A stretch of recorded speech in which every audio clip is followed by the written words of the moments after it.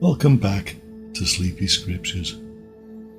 Today I'll continue the Gospel of Mark with chapters 5 and 6. I'll read Psalm 127 and we'll continue the Old Testament book of Job with chapters 36 to 39. Before I begin today's readings, I want to take just a minute to bring to your attention a new video that I published last week on YouTube. The link to the video is in today's episode notes.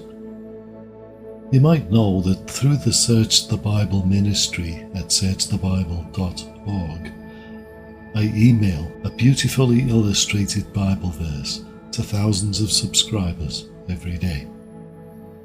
I gathered over 400 of these Bible verse illustrations and compiled them in this new video against the background of the relaxing music you're used to hearing here at Sleepy Scriptures. Now, the video is ideally suited for use as a screensaver or for display on a large screen such as your TV to provide an inspirational and relaxing backdrop as you entertain guests or go about your daily routine. So do check it out on YouTube and leave a comment to let me know what you think. And also, if you'd like to get on that list for the free daily Bible verse email, there's a link in today's episode notes for that too. Now, a quick word from my sponsors, then we'll get on with today's episode without further interruption. When you need mealtime inspiration, it's worth shopping Kroger for thousands of appetizing ingredients that inspire countless mouth-watering meals. And no matter what tasty choice you make, you'll enjoy our everyday low prices. Plus, extra ways to save, like digital coupons worth over $600 each week and up to $1 off per gallon at the pump with points. So you can get big flavors and big savings. Kroger, fresh for everyone. Fuel restrictions apply. Now, find a comfy place to sit back or lie down. Prepare to drift away as you take a few deep breaths. Put aside the echoes of today and your cares for tomorrow. And just let go as you take in episode 123 of Sleepy Scriptures. God bless. The Gospel of Mark, Chapter 5.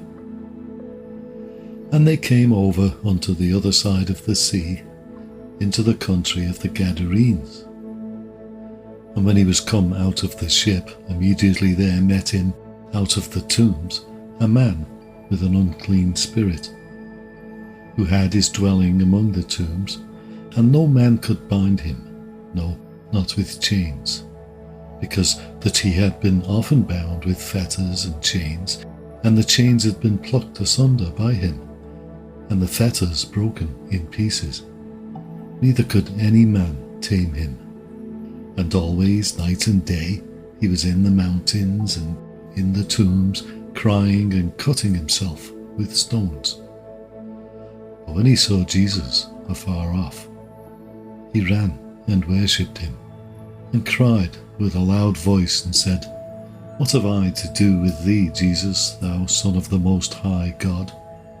I adjure thee by God that thou torment me not. For he said unto him, Come out of the man, thou unclean spirit.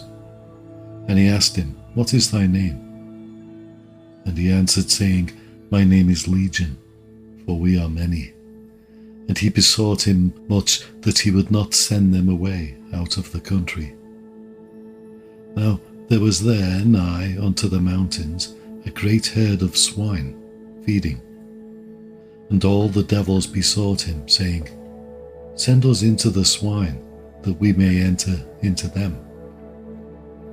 And forthwith Jesus gave them leave, and the unclean spirits went out and entered into the swine.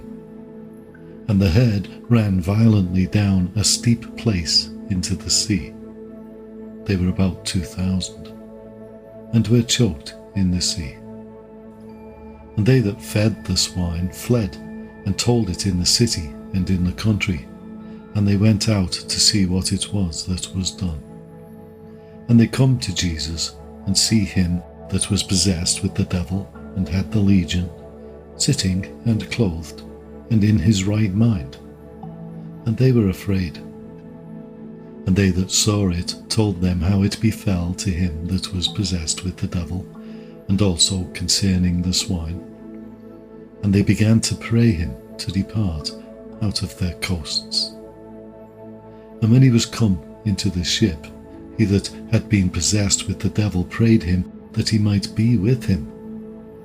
Howbeit Jesus suffered him not, but saith unto him, Go home to thy friends, and tell them how great things the Lord hath done for thee, and hath had compassion on thee. And he departed, and began to publish in Decapolis how great things Jesus had done for him. And all men did marvel. And when Jesus was passed over again by ship unto the other side, much people gathered unto him, and he was nigh unto the sea. And behold, there cometh one of the rulers of the synagogue, Jairus by name. And when he saw him, he fell at his feet, and besought him greatly, saying, My little daughter lieth at the point of death. I pray thee, come and lay thy hands on her, that she may be healed, and she shall live. And Jesus went with him, and much people followed him, and thronged him. And a certain woman which had an issue of blood 12 years, and had suffered many things of many physicians, and had spent all that she had, and was nothing bettered, but rather grew worse, when she had heard of Jesus, came in the press behind, and touched his garment. For she said, If I may touch but his clothes, I shall be whole. And straightway the fountain of her blood was dried up, and she felt in her body that she was healed of that plague. And Jesus, immediately knowing in himself that virtue had gone out of him, turned him about in the press, and said, Who touched my clothes? And his disciples said unto him, Thou seest the multitude thronging thee, and sayest thou, Who touched me? And he looked round about to see her that had done this thing. But the woman, fearing and trembling, knowing what was done in her, came and fell down before him, and told him all the truth.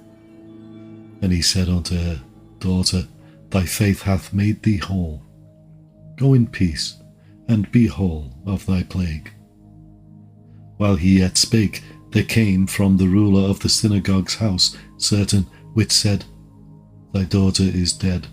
Why troublest thou the master any further? As soon as Jesus heard the word that was spoken, he saith unto the ruler of the synagogue, Be not afraid, only believe. And he suffered no man to follow him, save Peter and James, and John the brother of James. And he cometh to the house of the ruler of the synagogue, and seeth the tumult, and them that wept and wailed greatly. And when he was come in, he saith unto them, Why make ye this ado, and weep?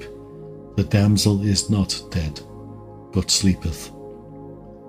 And they laughed him to scorn.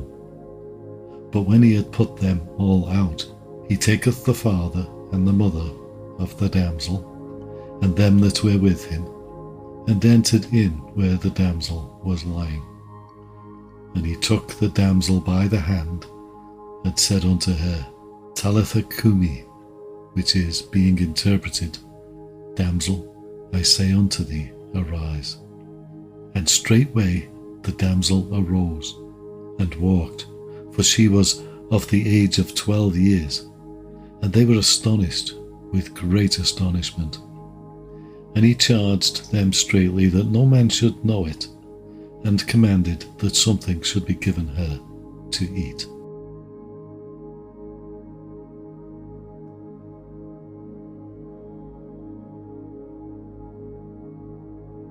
Mark chapter 6. And he went out from thence, and came into his own country, and his disciples follow him. And when the Sabbath day was come, he began to teach in the synagogue. And many hearing him were astonished, saying, From whence hath this man these things? And what wisdom is this which is given unto him, that even such mighty works are wrought by his hands? Is not this the carpenter, the son of Mary, the brother of James and Joseph and of Judah and Simon? And are not his sisters here with us? And they were offended at him. But Jesus said unto them, A prophet is not without honour, but in his own country, and among his own kin, and in his own house. And he could there do no mighty work, save that he laid his hands on a few sick folk, and healed them. And he marvelled because of their unbelief. And he went round about the villages, teaching. And he called unto him the 12, and began to send them forth by 2 and 2, and gave them power over unclean spirits, and commanded them that they should take nothing for their journey, save a staff only, no scrip, no bread, no money in their purse, but be shod with sandals, and not put on 2 coats. And he said unto them, In what place soever ye enter into an house, there abide till ye depart from that place. And whosoever shall not receive you, nor hear you, when ye depart thence, shake off the dust under your feet for a testimony against them. Verily I say unto you, it shall be more tolerable for Sodom and Gomorrah in the day of judgment than for that city. And they went out and preached that men should repent. And they cast out many devils, and anointed with oil many that were sick, and healed them. And King Herod heard of him, for his name was spread abroad. And he said that John the Baptist was risen from the dead, and therefore mighty works do show forth themselves in him. Others said that it is Elias, and others said that it is a prophet, or as one of the prophets. But when Herod heard thereof, he said, It is John, whom I beheaded. He is risen from the dead. For Herod himself had sent forth and laid hold upon John, and bound him in prison for Herodias' sake, his brother Philip's wife, for he had married her. For John had said unto Herod, It is not lawful for thee to have thy brother's wife. Therefore Herodias had a quarrel against him, and would have killed him, but she could not. For Herod feared John, knowing that he was a just man and an holy, and observed him, and when he heard him, he did many things, and heard him gladly. And when a convenient day was come, that Herod on his birthday made a supper to his lords, high captains, and chief estates of Galilee. And when the daughter of the said Herodias came in and danced, and pleased Herod, and them that sat with him, the king said unto the damsel, Ask of me whatsoever thou wilt, and I will give it thee. And he sware unto her, Whatsoever thou shalt ask of me, I will give it thee, unto the half of my kingdom. And she went forth and said unto her mother, What shall I ask? And she said, The head of John the Baptist. And she came in straightway with haste unto the king, and asked, saying, I will that thou give me by and by in a charger the head of John the Baptist. And the king was exceeding sorry, yet for his oath's sake, and for their sakes which sat with him, he would not reject her. And immediately the king sent an executioner, and commanded his head to be brought. And he went and beheaded him in the prison, and brought his head in a charger, and gave it to the damsel. And the damsel gave it to her mother. And when his disciples heard of it, they came and took up his corpse, and laid it in a tomb. And the apostles gathered themselves together unto Jesus, and told him all things, both what they had done and what they had taught. And he said unto them, Come ye yourselves apart into a desert place, and rest a while, for there were many coming and going, and they had no leisure so much as to eat. And they departed into a desert place by ship privately. And the people saw them departing, and many knew him, and ran afoot thither out of all cities, and outwent them, and came together unto him. And Jesus, when he came out, saw much people, and was moved with compassion toward them, because they were as sheep, not having a shepherd. And he began to teach them many things. And when the day was now far spent, his disciples came unto him, and said, This is a desert place, and now the time is far past. Send them away, that they may go into the country round about, and into the villages, and buy themselves bread, for they have nothing to eat. He answered and said unto them, Give ye them to eat. And they say unto him, Shall we go and buy 200 pennyworth of bread, and give them to eat? He saith unto them, How many loaves have ye? Go and see. And when they knew, they say, 5, and 2 fishes. And he commanded them to make all sit down by companies upon the green grass. And they sat down in ranks by hundreds and by 50s. And when he had taken the 5 loaves and the 2 fishes, he looked up to heaven, and blessed, and brake the loaves, and gave them to his disciples to set before them. And the 2 fishes divided he among them all. And they did all eat, and were filled. And they took up 12 baskets full of the fragments, and of the fishes. And they that did eat of the loaves were about 5,000 men. And straightway he constrained his disciples to get into the ship, and to go to the other side, before unto Bethsaida, while he sent away the people. And when he had sent them away, he departed into a mountain to pray. And when even was come, the ship was in the midst of the sea, and he alone on the land. And he saw them toiling in rowing, for the wind was contrary unto them, and about the 4th watch of the night he cometh unto them, walking upon the sea, and would have passed by them. But when they saw him walking upon the sea, they supposed it had been a spirit, and cried out, for they all saw him, and were troubled. And immediately he talked with them, and saith unto them, Be of good cheer, it is I, be not afraid. And he went up unto them into the ship, and the wind ceased, and they were sore amazed in themselves beyond measure, and wondered. For they considered not the miracle of the loaves, for their heart was hardened.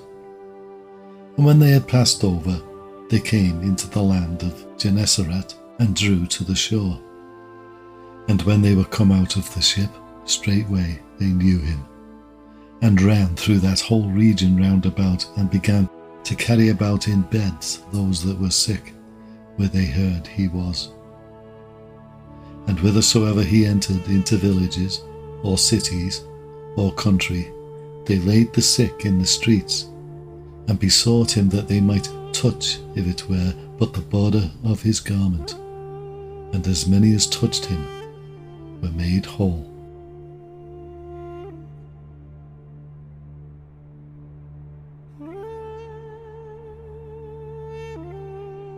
Psalm number 127. Except the Lord build the house, they labour in vain that build it. Except the Lord keep the city, the watchman waketh but in vain. It is vain for you to rise up early, to sit up late, to eat the bread of sorrows, for so he giveth his beloved sleep. Lo, children are an heritage of the Lord, and the fruit of the womb is his reward. As arrows are in the hand of a mighty man, so are children of the youth. Happy is the man that hath his quiver full of them. They shall not be ashamed, but they shall speak with the enemies in the gate.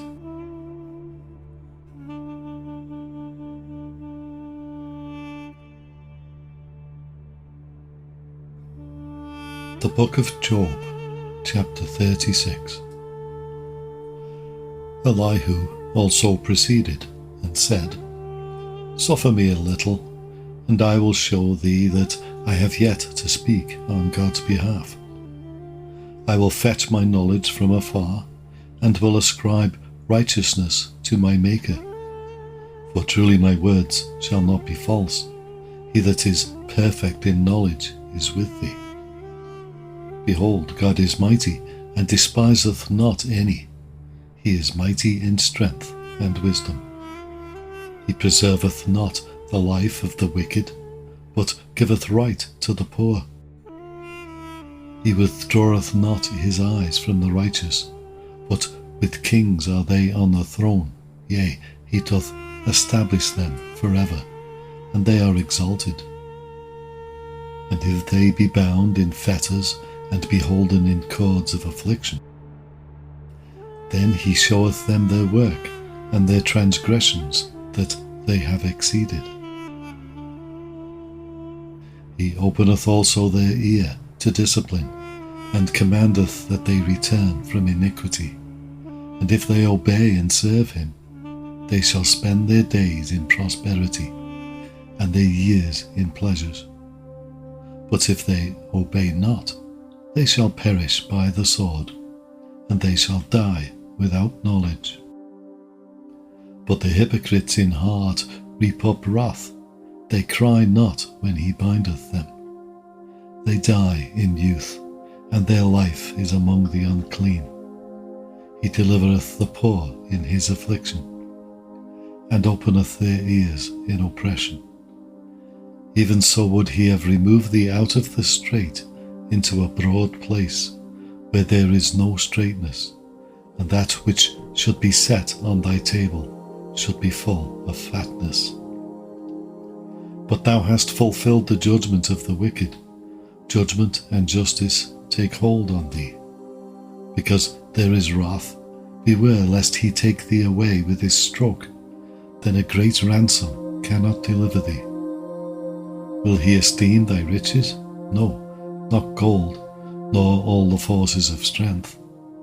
Desire not the night, when the people are cut off in their place. Take heed, regard not iniquity. For this hast thou chosen rather than affliction. Behold, God exalteth by his power. Who teacheth like him? Who hath enjoined him his way? Or who can say, Thou hast wrought iniquity? Remember that thou magnify his work, which men behold. Every man may see it, man may behold it afar off. Behold, God is great, and we know him not, neither can the number of his years be searched out. For he maketh small the drops of water, they pour down rain according to the vapour thereof, which the clouds do drop, and distill upon man abundantly. Also, can any understand the spreadings of the clouds, or the noise of his tabernacle? Behold, he spreadeth his light upon it, and covereth the bottom of the sea. For by them judgeth he the people, he giveth meat in abundance. With clouds he covereth the light, and commandeth it not to shine by the cloud that cometh betwixt. The noise thereof showeth concerning it, the cattle also concerning the vapour.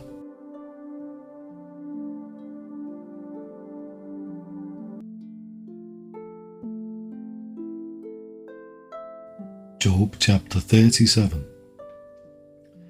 At this also my heart trembleth, and is moved out of his place. Hear attentively the noise of his voice, and the sound that goeth out of his mouth.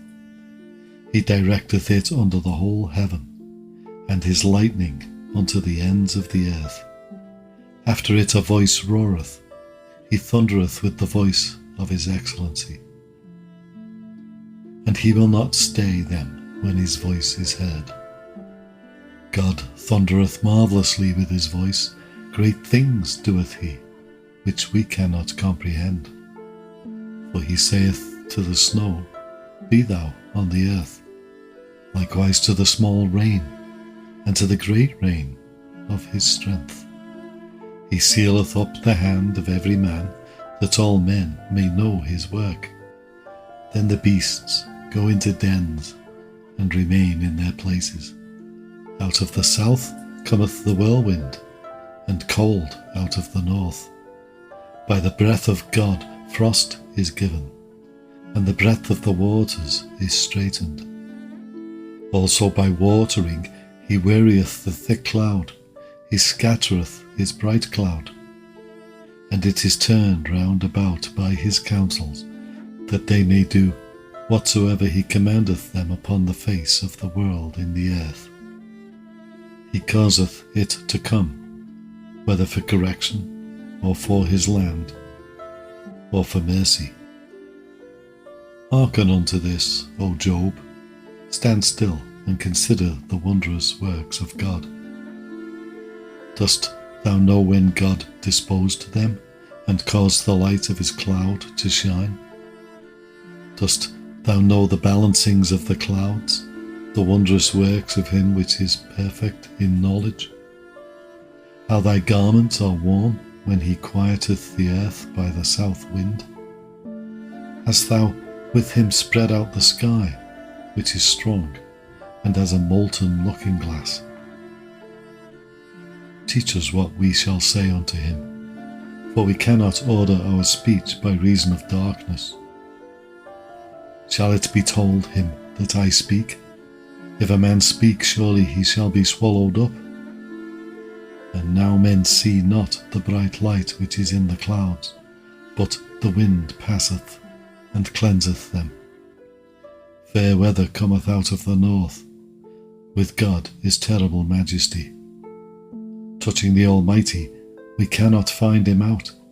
He is excellent in power, and in judgment, and in plenty of justice he will not afflict. Men do therefore fear him. He respecteth not any that are wise of heart.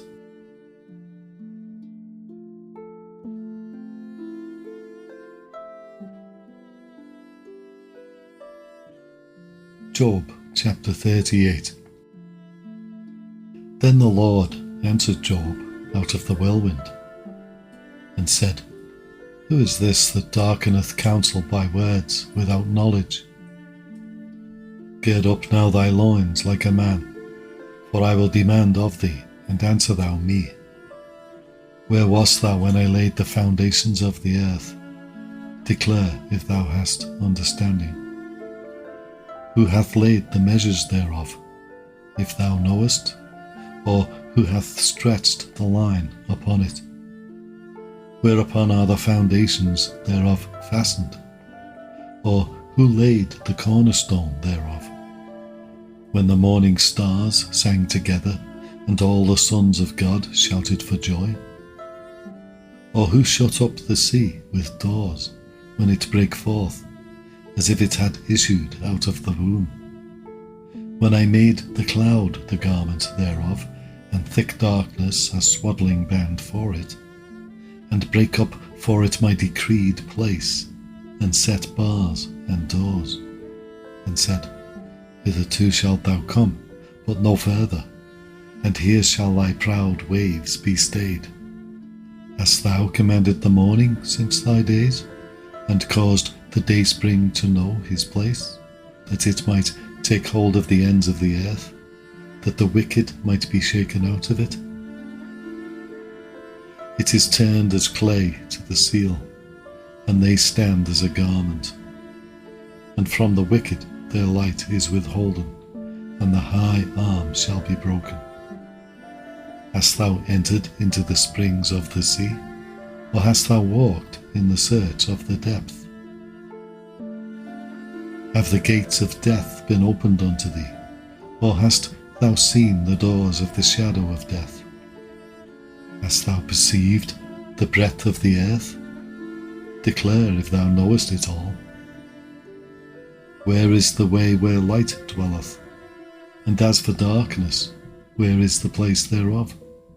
that thou shouldest take it to the bound thereof, and that thou shouldest know the paths to the house thereof? Knowest thou it, because thou wast then born, or because the number of thy days is great? Hast thou entered into the treasures of the snow, or hast thou seen the treasures of the hail, which I have reserved against the time of trouble, against the day of battle and war? By what way is the light parted, which scattereth the east wind upon the earth? Who hath divided a water course for the overflowing of waters, or a way for the lightning of thunder, to cause it to rain on the earth where no man is, on the wilderness wherein there is no man, to satisfy the desolate and waste ground, and to cause the bud of the tender herb to spring forth? Hath the rain a father, or who hath begotten the drops of dew, out of whose womb came the ice, and the hoary frost of heaven? Who hath gendered it? The waters are hid as with a stone, and the face of the deep is frozen. Canst thou bind the sweet influences of Pleiades, or loose the bands of Orion? Canst thou bring forth Mazzaroth in his season, or canst thou guide Arcturus with his sons? Knowest thou the ordinances of heaven? Canst thou set the dominion thereof in the earth? Canst thou lift up thy voice to the clouds, that abundance of waters may cover thee? Canst thou send lightnings, that they may go and say unto thee, Here we are? Who hath put wisdom in the inward parts, or who hath given understanding to the heart? Who can number the clouds in wisdom, or who can stay the bottles of heaven? When the dust groweth into hardness, and the clods cleave fast together, wilt thou hunt the prey for the lion, or fill the appetite of the young lions? When they couch in their dens, and abide in the covert to lie in wait? Who provideth for the raven his food, when his young ones cry unto God? They wander for lack of meat.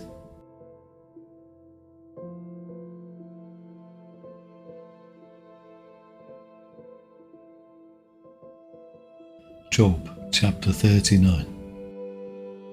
Knowest thou the time when the wild goats of the rock bring forth? Or canst thou mark when the hinds do calve? Canst thou number the months that they fulfill? Or knowest thou the time when they bring forth? They bow themselves, they bring forth their young ones, they cast out their sorrows. Their young ones are in good liking, they grow up with corn, they go forth, and return not unto them. Who hath sent out the wild ass free, or who hath loosed the bands of the wild ass? Whose house have I made the wilderness, and the barren land his dwellings? He scorneth the multitude of the city, neither regardeth he the crying of the driver. The range of the mountains is his pasture, and he searcheth after every green thing. Will the unicorn be willing to serve thee, or abide by thy crib? Canst thou bind the unicorn with his band in the furrow, or will he harrow the valleys after thee? Wilt thou trust him because his strength is great, or wilt thou leave thy labour to him? Wilt thou believe him that he will bring home thy seed and gather it into thy barn? Gavest thou the goodly wings unto the peacocks, or wings and feathers unto the ostrich, which leaveth her eggs in the earth, and warmeth them in dust, and forgetteth that the foot may crush them, or that the wild beast may break them? She is hardened against her young ones, as though they were not hers.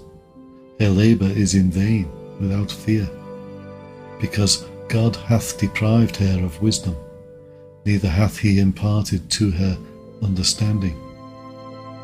What time she lifteth up herself on high, she scorneth the horse and his rider.